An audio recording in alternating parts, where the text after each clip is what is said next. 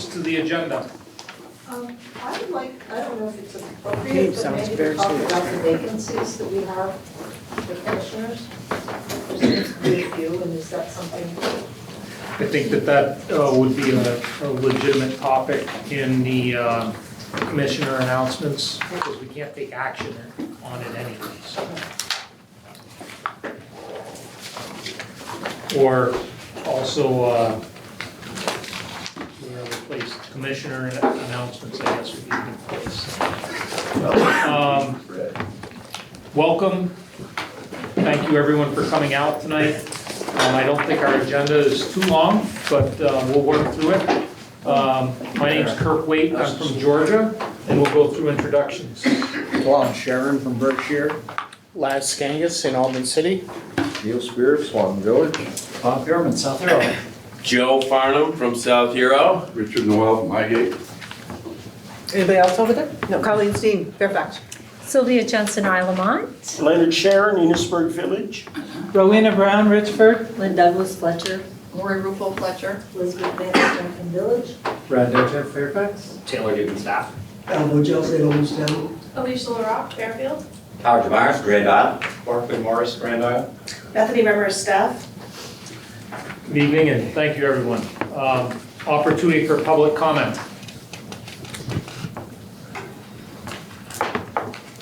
Minutes of the July 2019 meeting that are closed.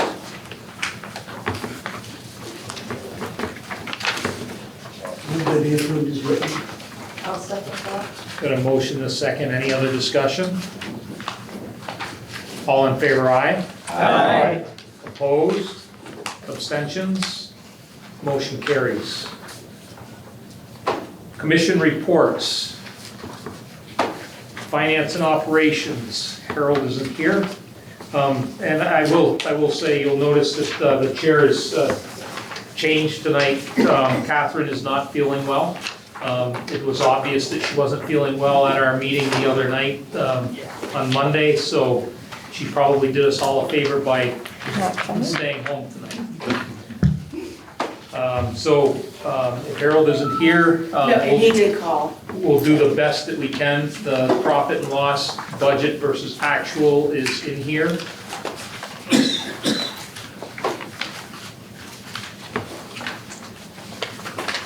Any questions, comments? Hearing none. Personnel, Joe? Thank you. Just to say thank you again to everyone who participated in the staff evaluations and the evaluation of the executive director. Those are complete now, and I think that we're close to the revised personnel policies. And I'm thinking we'll see those for the board's, the full commission's consideration at the next meeting. Thank you. Thank you. Any questions? Executive committee, we did meet Monday night. We had a good discussion around personnel policies. As Joe pointed out, our goal is to bring those forward for review and ratification in October. We also had some discussion around the Healthy Roots collaboration. We talked about the building updates and also about Catherine's evaluation. We also did have some discussion around the board meeting time. The consensus of the board was that the social time we have here is important, that we wanted to leave some time prior to this meeting for people to have meetings, and that it also doesn't work for some.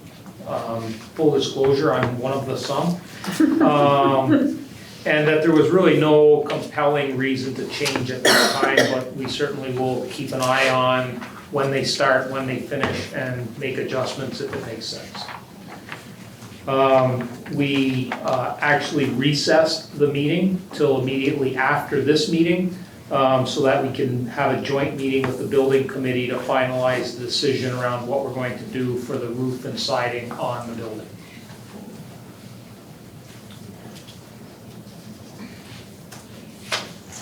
Project review. Alicia? We did not meet. However, I would like to invite you all to attend the next meeting on October 9th at 6 p.m. Taylor, will that be here? No, we're gonna be at St. Albans City Hall. St. Albans City Hall, 6 p.m. We're going to be going over some grade material, including telecom towers and Section 248 and how the process works on those. And I encourage all of you to attend so that you can have a better understanding of what the project review committee is looking at and what we really scope out with these projects before we bring them to you all for decision of approval and whatnot. So again, that's Wednesday the 9th at 6 p.m. at City Hall. Downstairs in City Council chambers. Thank you. Transportation Advisory Committee, Bethany. Yes, so we did meet on September 12th, and we had two main agenda topics. One is the Missisquoi Basin project identification, which we're going to talk about in just a little bit. And the other is the TAC is planning for its biannual, every 2 years, legislative roundtable, where we invite in the region's legislators and talk about a variety of topics. So we have been identifying topics that we'll be bringing up at our November 14th regularly scheduled meeting, where we'll have the legislators there. And new this year is we will be having the Clean Water Advisory Committee have that be a joint meeting with the legislators. So we're picking some transportation water quality topics as well. Thank you. Energy Committee, Bob. We did not meet. I have nothing of excitement to add. Brownfields Committee, Laz. The Brownsfield Committee met. I wasn't able to attend, but there is a summary in your handout. And that's all I can add.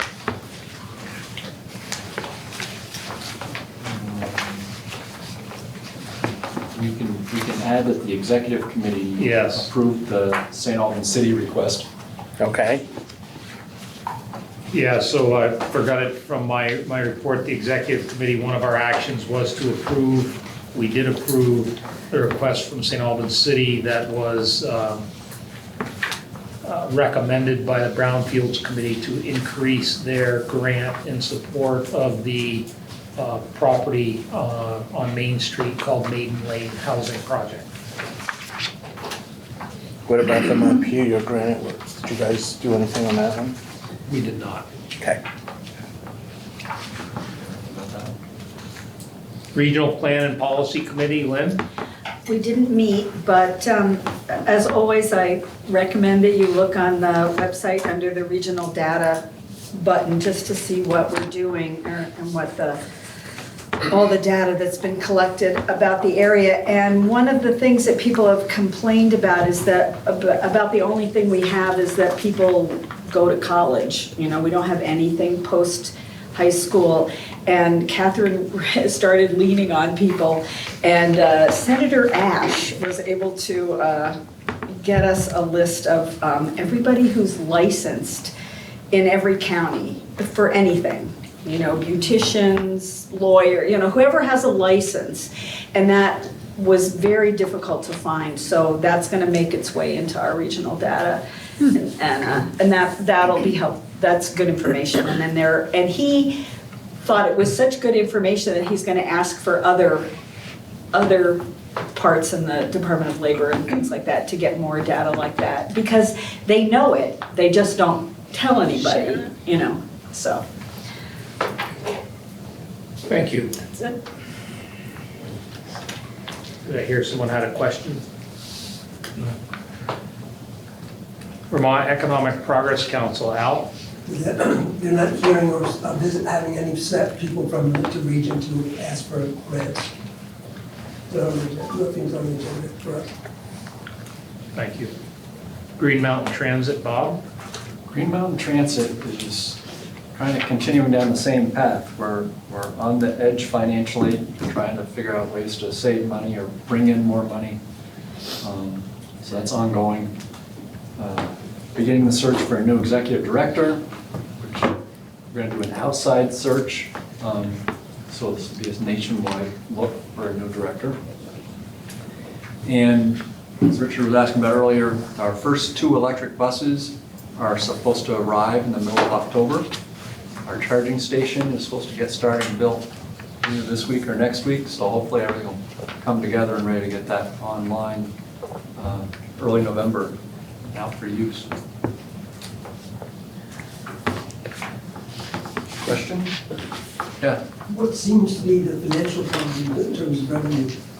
It's the lack of, well, there's a lot, like anybody else, our government funding has been flat for many years from the state and the federal, and yet our costs are continuing to go up when you look at fuel and labor and everything else. So it's really, do we reduce routes?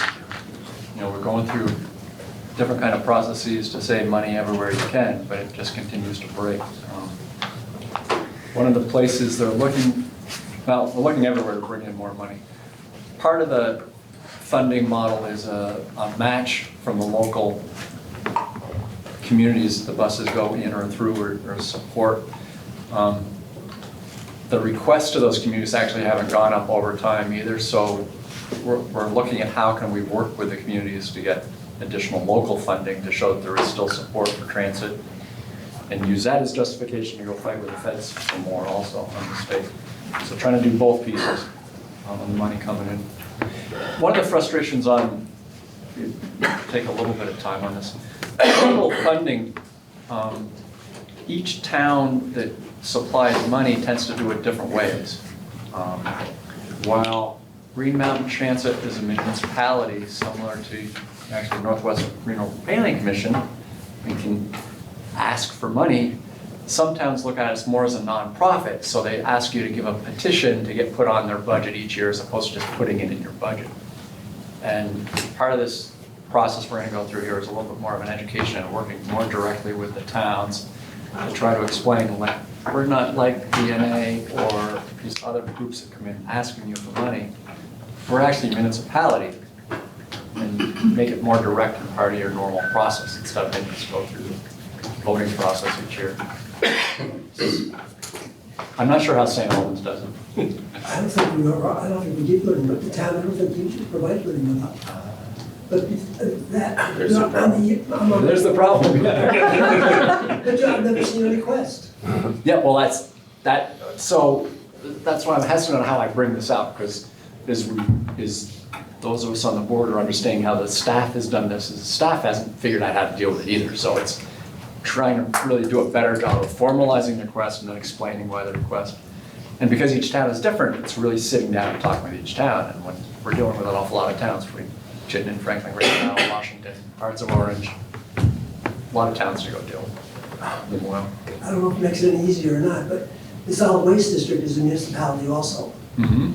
And the board there approves the budget and submits that budget to each of the towns that it is responsible for.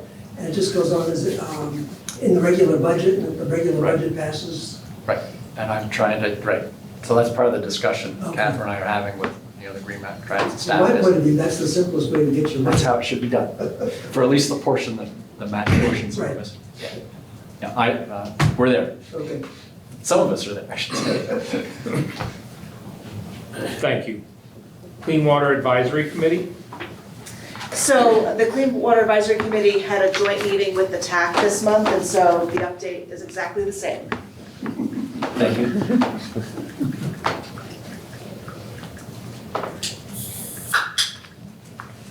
The Northwest Vermont Regional Foundation, we did have our annual meeting. We elected officers.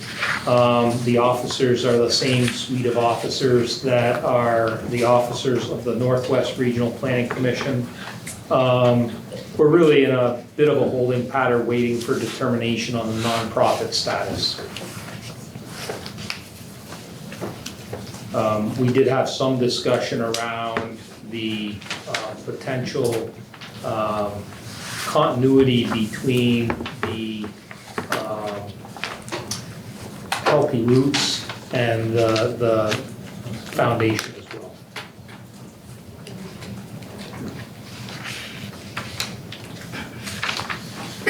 Any other questions on commission reports or any other discussion? Staff report. Staff report. Staff reports. So one thing I'd like to highlight, and I did mention this in the written report, is there's a culvert project underway in the town of Richford on Combs Road that NRPC is funding through our cooperative agreement with U.S. Fish and Wildlife. And it's a large structure that's being installed to improve aquatic organism passage, in this case brook trout. But it's also a structure that aligns, it was a failing structure at the end of the town road that had been a concern for the town, but not a culvert that they could prioritize over other culverts on more heavily traveled roads. So it seemed like a really good match for our U.S. Fish and Wildlife funding. And so that project is underway. And while NRPC funded most of the materials and the contractor that's working on it, the town of Richford is providing significant town labor and use of their town equipment. So it's a real great partnership to get this structure replaced. And I hope to bring photos to a future TAC meeting or board meeting on it. But on that note, that is wrapping up the first cooperative agreement that we have with U.S. Fish and Wildlife to do these types of projects. But we just have signed on to another 3-year cooperative agreement. So we'll be looking for new projects to partner with towns on, similar to the scale. Is that a concrete culvert, or do you know what that's mean? Yeah, it's not a concrete, but it replaces a 5-foot corrugated metal pipe with basically a 15-foot by 9-foot aluminum arch. Aluminum arch. Yeah. And then they gravel the bottom on them so that the fish think they're still going into the river. Yep, it had a little more than 3 feet of natural bottom on the structure. They've got some over in Franklin on the Pigeon Hill Road where RJ Funy's farm is. That's what they put there. Those streams still have fish in them, and they travel, and when you're going along the stream bed, they stone the bottom of those, I think they're galvanized steel culverts with wings on them. Is that what they are, lads? I don't know. That's not your type of engineering, sorry. I don't know, but I think you're right, I think they are Okay. And they're winged, but the bottom is, like she said, they put gravel on the bottom so that it goes with the contours of it's the same stone that's in the brook of the stream, and they just add some more in it. So anyway, that's where it ties in with the fish and game and that division. Anything else you want to report under staff? No, everything else I believe is already included in the written report. Okay. Since I don't see you very frequently, I'll give my rundown real quick. Perfect. But first off, I don't know if Emily Kloft, our new AmeriCorps Vista, came to your last meeting, but she replaced Shannon Turgeon in August. Emily is a recent UVM grad as of this spring, and we've been really, really impressed. Quality work is high, and we've had some really good AmeriCorps Vistas, but she's been awesome. So if you have any work, send it my way, because we're no stuff to give her. We have, right now, municipal planning grants are due next week, and right now we have 10 to 11. According to last week, we've got 12 municipal planning grant applications for our region going into the pot. Probably 3 or 4 will be funded next year as of December, but we're working with most of those communities to put together the applications. I'm wrapping up a feasibility study with the town of South Hero regarding future use and updates to the old white meeting house. The idea was to get this feasibility study done before budget season, so it can be given to the select board so they can make some budget decisions about improvements to that structure. We're wrapping up our contract with the Department of Public Service regarding municipal energy planning. That'll be done as of end of December, so we've got one more training to give, so I'm developing that right now. A couple bylaw projects, a couple town plan projects that we're wrapping up as well. And then the big 2 fun projects for me is working on the 2 childcare centers in the region, one in St. Albans City and one in the town of Alberg. The St. Albans City project is getting close to wrapping up. the initial pre-development stage, and we just applied for an implementation grant, a VCDP implementation grant to actually do renovations to the structure to increase capacity from 30 students to 60 students. So fingers crossed there. And with the Albert project, we just finished our pre-award conditions, so we're hoping to have a grant agreement signed later this month so we can go ahead and hire an architect and we can start on planning. So that's what I'm working on. Thank you. Any questions for Taylor? To put a pitch in for Taylor, if I may. Town of Grand Isle recently had a telecom meeting with the residents to discuss a project that's upcoming, hopefully at some point. And Taylor came to our meeting, and many members of our community were really grateful. He offered some insightful knowledge, and I think I'd be remiss if I didn't say thank you on behalf of the town of Grand Isle. No, thanks. Nice. I try my best to keep my mouth shut during most of it. That's rule number one. Project review, we'll be seeing that project. Next item on the agenda is the Missisquoi Basin project identification and prioritization, and that's going to be covered by Beth. Yes, and many of you already took this handout, but if you didn't, grab yourself one.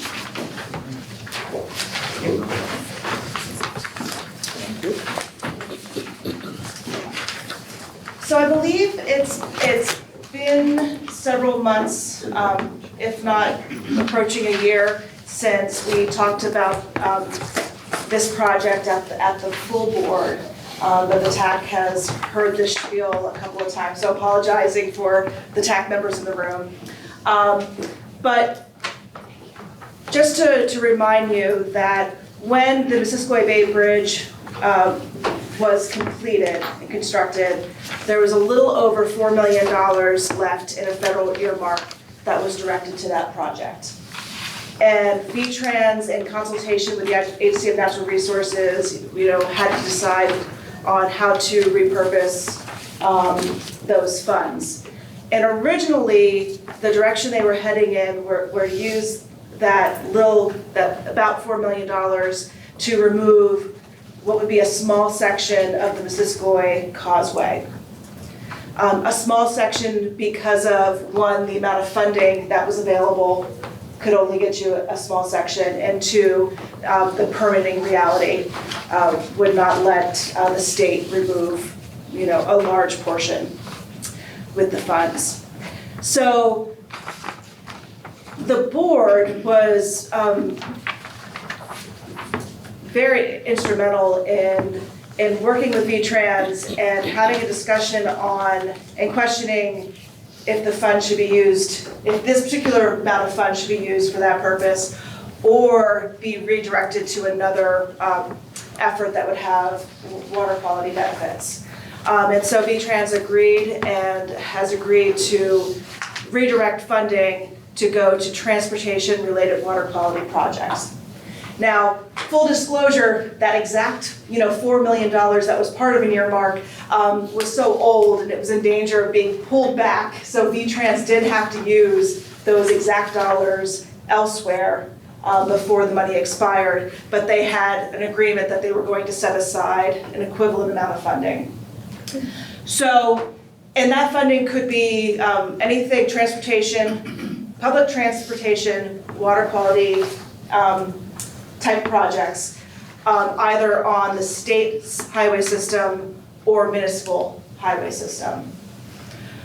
So what VTrans is working on identifying water quality projects as part of some of their federal permitting requirements, but VTrans also knew that they wanted to have NRPC take the lead on identifying appropriate municipal projects that could be used for this funding.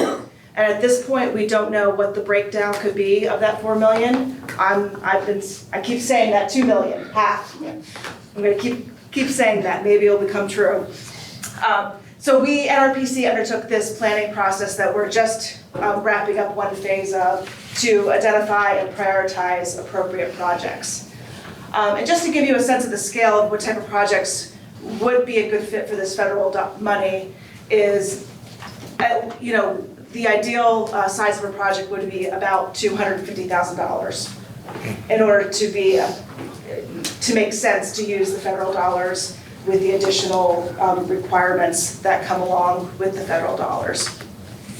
So what you have in front of you is just a quick summary of where we're at in the process. And I should note that because we're the funding has been directed to the Missisquoi Basin, and the board was actually part of that discussion on limiting it to the Missisquoi Basin because the original money was going to be at the Missisquoi Bay Bridge.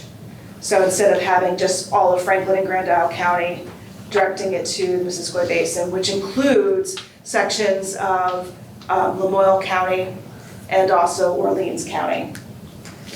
So NRPC worked with our partner RPCs, MVDA and Lamoille County RPC, to identify potential projects.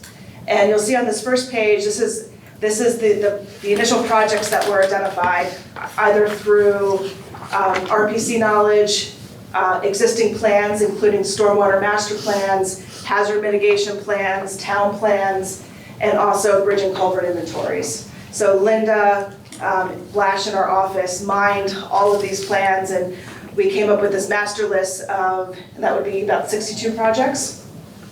And you see there that we've divided the projects into broad categories, including bridge and culvert projects, stormwater or green stormwater infrastructure projects, bank stabilization projects, and then finally salt shed projects. And then there's a map there that kind of shows you where these projects were distributed in the Missisquoi region. So the next step, and we did this in partnership with several meetings with VTrans, we came up with prioritization or screening criteria to narrow down these lists. Because many of these projects were just mentioned in a plan, and we had to do some investigation to see if they would really be a good fit for this funding. So you kind of see the results of where we're at right now with the screening. You can tell that we've really have been narrowing down the list to a manageable number. So I'll just highlight, I'm not going to read this, but I'll just highlight some of the things that we looked at for each of these projects, starting with the bridge and culvert projects, where we had 21 to start with. So some of the things that we screened out is we're looking for these large-scale projects, and we had a threshold of that a replacement would cost at least $150,000 or more. We fell under that. There are other grant programs that could be a good fit, including Better Roads and the Structures Program. And then again, it's not very efficient to use federal dollars in the federal process for smaller projects.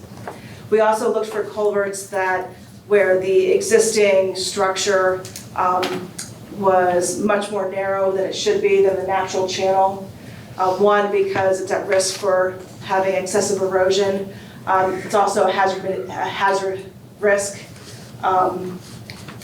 And so right now we're currently at 4 culverts that have made it through the screening, but we have some field work planned for tomorrow and Friday for a couple more communities. So I anticipate we'll probably have about 10 culverts remaining on that list.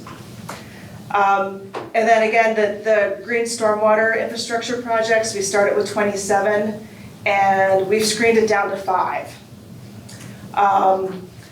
And the screening has been complete for this. A lot of these stormwater projects that we found in the basin just do not meet the threshold, or not even close to even getting above $100,000.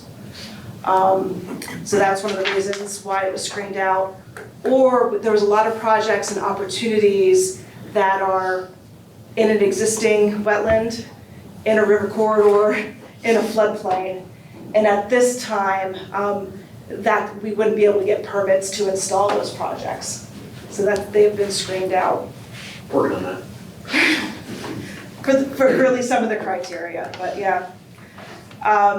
And then we had some bank stabilization projects and we have one remaining. That's the Mayshire Road bank failure in Highgate, which does have funding directed to it, but it's quite a large failure. We've kept it on the list because we anticipate they'll need additional funding. And then with salt sheds, our process here was identifying, hey, which towns don't have a salt shed, and then the screen, a very simple screen of, are they close to water, within 100 feet of a public water? Because that is the criteria that V-Trans uses for using clean water funding for building sand and salt sheds. So we have a little more work to do on the bridge and culverts for screening, and hopefully adding a few more to the list. On Monday, we have another meeting with V-Trans where we're going to be presenting this refined list and then identifying next steps, which we hope will be for V-Trans to give funding to take these projects, or at least a subset of these projects, to scoping. So we can continue and then get them ready for implementation and using the set-aside money. We also have a meeting with an additional set of folks at V-Trans to talk about match. Because we do know that match is a limiting factor in getting, so most of these projects, because it's federal federal highway money, it requires a 20% non-federal match. And for V-Trans's competitive grant programs, that means, okay, feds are paying 80%, you, the local municipality, have to come up with 20%. And we're concerned that would be too much of a limiting factor for our communities in order to get some of these good projects moving forward. Can that be in kind? So while technically the rule in the books is that half of the value can be in kind, in reality, the federal guidelines are so strict on what can qualify as in kind that V-Trans basically says you cannot do in kind. So again, it's a limiting factor. What's a CMP? Corrugated metal pipe. Okay. What we used to just call culverts. And I have a question too. Replacing existing 4x8 box culvert on the Gore, where? So that one, and part of this, which you don't have the benefit of, we do have a map. A larger map? A large map, and I'm working on an interactive map that you can go and click and see a photo of it. Okay. But I can get you the details of that. No, because looking at the small map, it looks like it's the one on the bottom of Fisher Hill. I don't think that's the one. Hal? What would you do if some of the municipalities where these projects would like, can't afford that 20%? So that's why we're having these discussions with V-Trans, because we really feel that with this, because we want to be able to use this money and use it more quickly, what flexibility does V-Trans have to bring state match and close that gap? Right. I know they have it. You just have to find it. And take it from somewhere else. It's hard. I guess the other argument I would use is that they had just used, so to speak, our money, so it wouldn't be lost to the federal government. We basically made the loan to them, and our loan has a cost of 20%. We could gain 20% interest in that amount of Good time. luck on that one. Good luck on that one. Yes.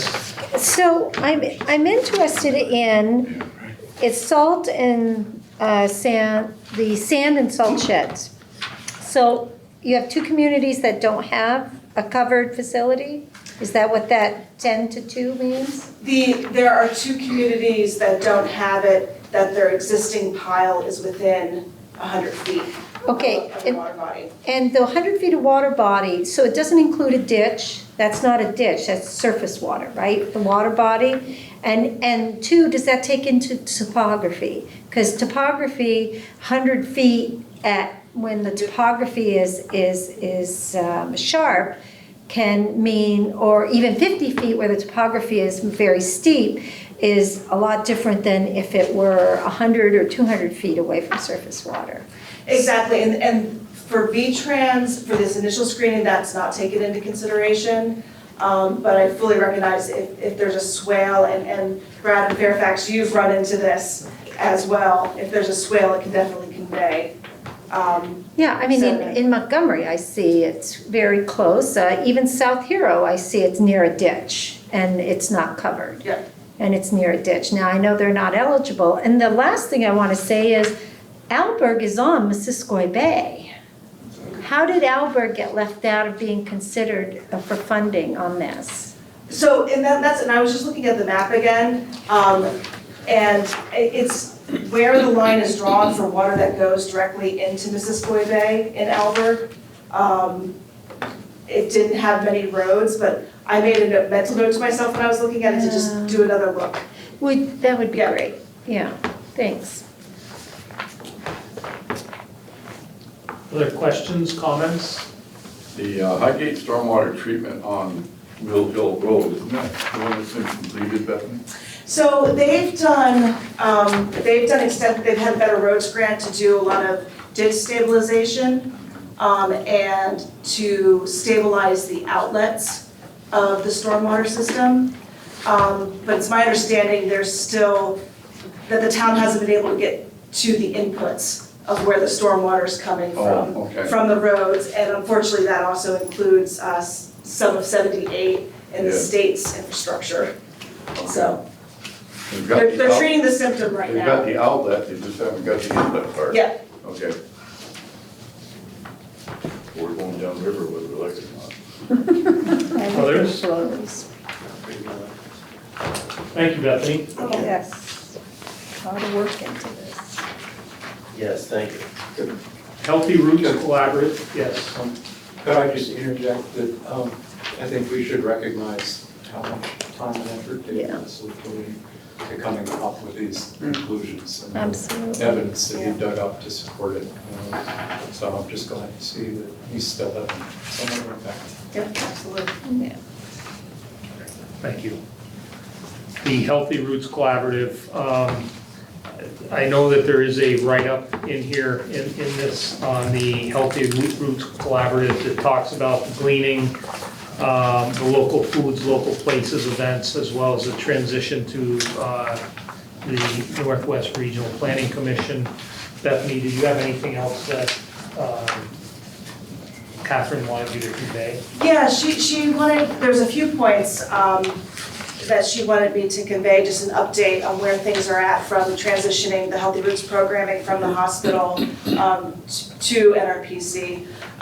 One is just it's been a real positive experience working with the hospital in this transition, and they've been very flexible and helpful. So we're really happy that we're making this as smooth of a transition for the staff involved. And we're excited that the programming can continue for the region, and support, and thankful of the board's support in this move.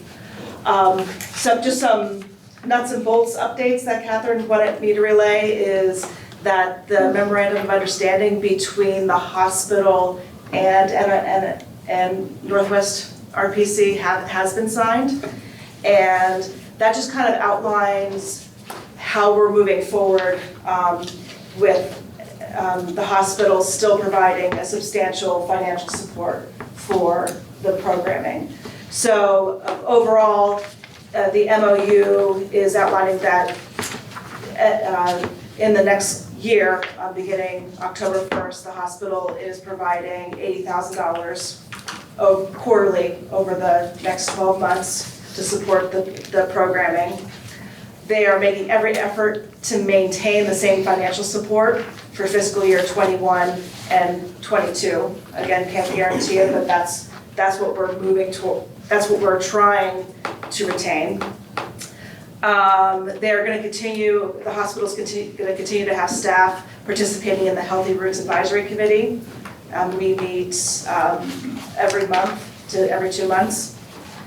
and going to continue to work with the Healthy Roots Advisory Committee and regional planning, if there's grants, large grants that we can be working on together. What regional planning has agreed to do is provide program, fiscal, and administrative oversight for the Healthy Roots Collaborative with advice and support from the advisory committee and the NRPC Board of Commissioners. Maintain the program identity of the Healthy Roots Collaborative as a collective impact program of the participating partners, which includes Northwest Medical Center, but we also have South Hero Land Trust, Franklin County Industrial Development Corporation, and others who've been longstanding partners in the collaborative. We're going to utilize the hospital funding to leverage additional funding and going to be using that as seed money to get additional grants to support the programming. And we are going to provide positions to staff the Healthy Roots Collaborative. And that current staffing includes 2 part-time program coordinators and 1 part-time seasonal cleaning coordinator.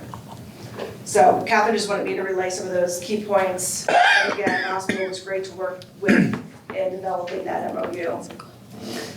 Other things that have happened with the transition is that the job offers to the existing staff have been approved, and the 2 part-time coordinators officially become regional planning employees on October 5th.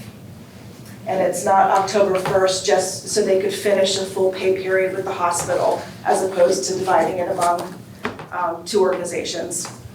The budget has been approved by the executive committee, and essentially for the next 12 months, it is a balanced budget. And the job descriptions for the coordinators has preliminary. You've looked at it, you liked it, and it needs some edits. I know. And the rules of procedure for the advisory committee will be coming to the full board of commissioners for review and potential approval at your October meeting. And so this is just, the full board reviews all the rules of procedure for our advisory committees, and, similar to the TAC and the Brownfields program. And one thing I'll just highlight with the rules of procedure in the advisory committee is that included in that will be at least 1 representative from the board to the advisory committee. And I brought that up at the advisory committee meeting yesterday, and they're excited. There was a request or desire to hope that the board member, is either a farmer or very interested in the topic, of course. And so I think those are the updates that Catherine wanted me to relay. If there are any questions, if I can't answer, I'd be happy to relay back to Catherine, and she can follow up. Yes. I had one question from a citizen on Main Street who only read, I guess in the newspaper, something about this operation, but had thought it was going to be in competition with some of the local stores that sell organic food, particularly the Nancy Hudak's store. I guess, in just the discussion, it seems to me that there's at least one person, I would suspect more, that really don't know what's happening, what this means to the community. Is there any way that, or are you planning to give any type of publicity? Under new management. Yeah, whatever. But so that the public itself becomes more aware, particularly those who live in the city, not necessarily the farming community. Yeah, and I think branding and messaging is always, something that we can be improving with the Healthy Roots. And yeah, the staff, I guess, yes. At least on Main Street, that should help. And on that notion of public interaction with the Healthy Roots, will they still be equally present in a lot of the youth organized events that Northwest tends to put on, like Kids Day, and there's a few others, and they're always there, and I just hope to continue to see them there. Yeah, and that's our expectation, that they would continue to help the hospital with their mission for expanding opportunities to have access to healthy fruits and vegetables. And the food shelf? The medical center has a. I think, going into this, our concept has been, it wasn't broke, let's not try and fix it right away, right? But improve it over time. So don't take anything away, but look for opportunity to improve. Anyone else? Next item on the agenda is commissioner announcements. I know that you wanted to discuss vacancies. Just, I happened to look through the list of who was at the last meeting or whatever, and I just noticed and I had counted them, but I'd forgotten many. Just a fair number of vacancies. I mean, if there was a mechanism to remind, like, Enosburg town doesn't have anybody. So is there a mechanism to remind towns that maybe are missing one or two commissioners that maybe? So I believe that the select boards actually get a report of the attendance. But in addition to that, I was thinking, I don't know that we actually actively reach out to them on some frequency and say, hey, by the way, you've got two vacancies. It is fully the purview of the select board to decide if they want to staff it and who will staff it. But I think it's a good suggestion, given the number of true vacancies, right, that we have a reach out. And I make sure you take that back. And I absolutely will. I know that Catherine did put something in her most recent newsletter, because she's taken note, and I know that I'm not sure if she's gotten to all the towns, but I believe that she's started the process of at least letting the select boards know, make them aware of the vacancies. There's 12 vacancies by count, but the worst of them is Enosburg Town and North Hero. They have no vacancies. Well, North Hero just recently went through an incident where the rep was invited to recuse himself from all board related to the town. So that's a recent change in North Hero. So I suspect they'll be bringing somebody forward fairly soon. Well, Is there any way we as members of this board, commission, or those of us who have dual positions could help you, as opposed to having you and Catherine call? Could we be instrumental in calling, because we're calling peers? And so, and I know people have done that before, especially if you know someone who might be interested, because while it's up to each individual board to appoint somebody, many of you probably went to your select boards and said, I'm willing to do this and I'm interested. So I think anything that you can do as peers would be helpful. Get your cousins to all sign up.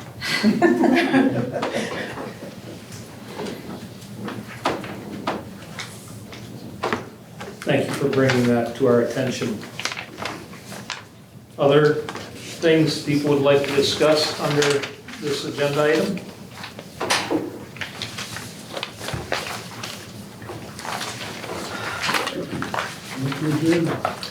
The motion to adjourn, second.